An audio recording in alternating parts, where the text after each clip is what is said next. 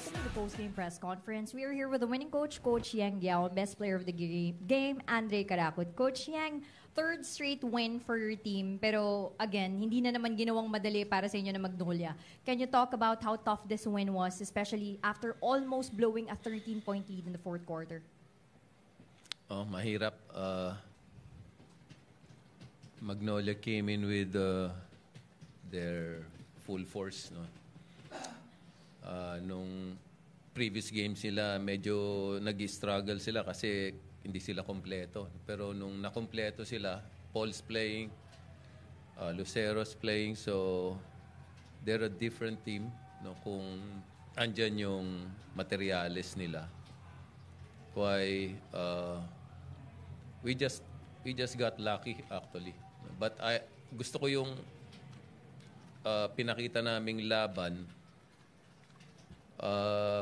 for the most part of the first half and third quarter.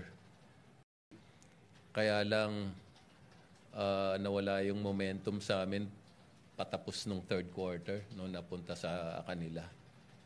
And ako, I think the good thing about this is ang ganda nung balik namin. Nabalikan pa namin yun. Usually, kung yung dating team namin, pagka nag-collapse ka na ng ganun, hindi na kami makabalik. Pero ito, I see it as a good sign. Yes, we lost momentum. Nakuha nila yung lead. Akala ko, sabi ko, wala na. Baka hindi na kami makabalik. Nakabalik pa rin. So, ibig sabihin, nag-iiba na yung karakter ng team. It's a good sign. Laking bagay yung 4-point shot ni Andre. At siyempre malaking tulong yung foul situation ni Ratcliffe. No? But that's really the way to win a game. No? Kung nawalan ka ng momentum, you must just find a way to get back into the game. And that's what we did. That's why, if for that alone, magandang panalo ito kahit hirap kami. Thank you, Coach. Dre, for sure may mga nakuha kayong sermon from Coach Yang nung nakakahabol na yung Magnolia in the fourth quarter. Pero sabi nga niya, maganda yung balik nyo. Sa tingin mo, ano yung naging susi para makabalik kayo at the same time yung maganda mong performance kaya naka-recover kayo to get this win?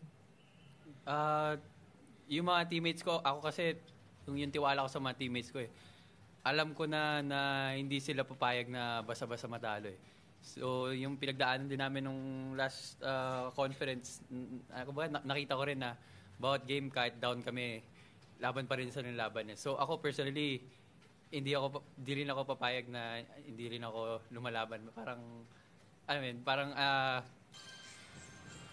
nagkakahawaan, ganun.